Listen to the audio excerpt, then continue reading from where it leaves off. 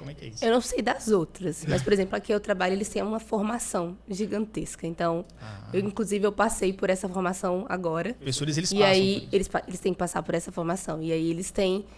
os professores na escola que eu trabalho, eles são muito antigos, né? E aí, eles têm que passar por essa formação montessoriana. A gente tem uma supervisora do método lá, que supervisiona o método, exatamente para ver se está alinhado, se os professores em sala estão atuando de forma coerente ao método.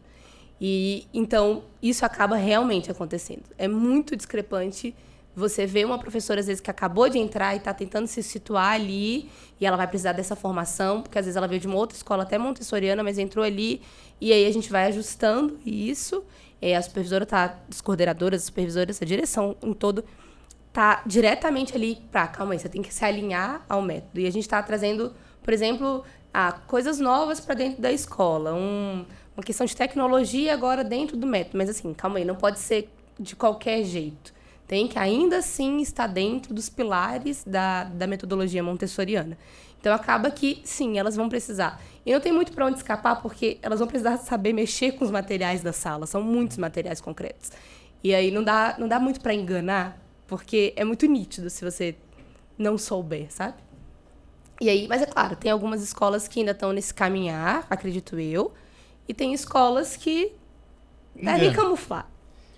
Porque nem sempre tem essa supervisão, né? Que lá tem, assim. Então, eu nunca tive contato com um tipo de caso que saísse, assim, desse padrão de tá todo mundo meio alinhado. Mas eu ouço muito relato dos pais.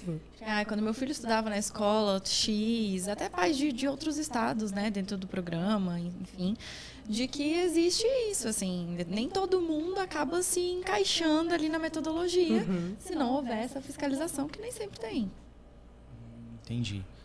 Realmente é um desafio, porque eu lembro muito bem, eu estudei em escola católica, que foi o comecinho da minha vida, que foi o colégio católico, foi onde eu fui menos acolhido. Sim. Né? Claro que eu imagino que isso foi uma coisa bastante situacional, não estou dizendo aqui que é sempre assim, mas olha que incoerência, né? Eu fui pouco acolhido num colégio religioso, até pelo desconhecimento mesmo do TDAH e tudo, era outro tempo, 1989, 90, 91, então foi mais diferente nesse sentido, vamos dizer assim.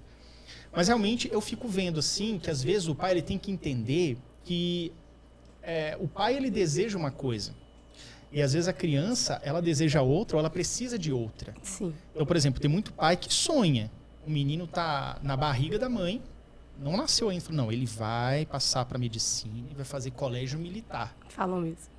E às vezes rola de não ter essa expectativa cumprida por uma série de motivos. Vocês já perceberam isso? Que o pai força a barra, o menino não tem nada a ver com a metodologia militar, por exemplo.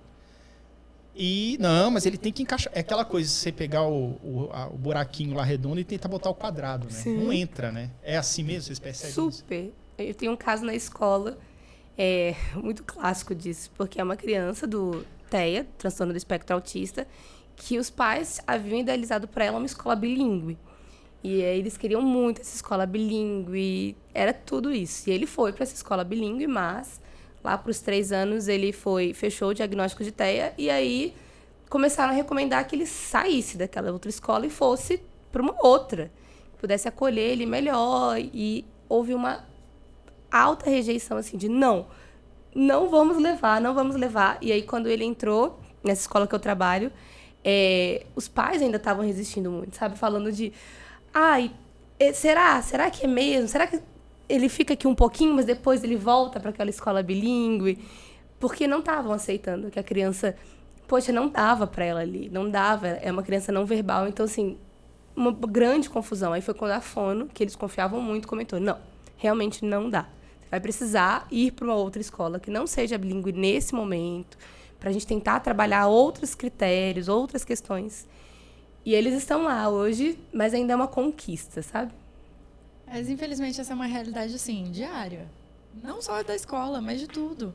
Infelizmente, os pais, quando ali, desde que, tô grávida, já começa toda aquela expectativa de quero que seja assim, quero que seja assim. Os primeiros 20 anos já estão programados, né? Exatamente. Como se o menino não tivesse autonomia para nada. Sim. E como se a gente pudesse escolher alguma coisa, né? Então, infelizmente, a gente não sabe como é que aquela criança vai vir, quem ela vai ser, o que ela vai gostar, o que ela vai querer.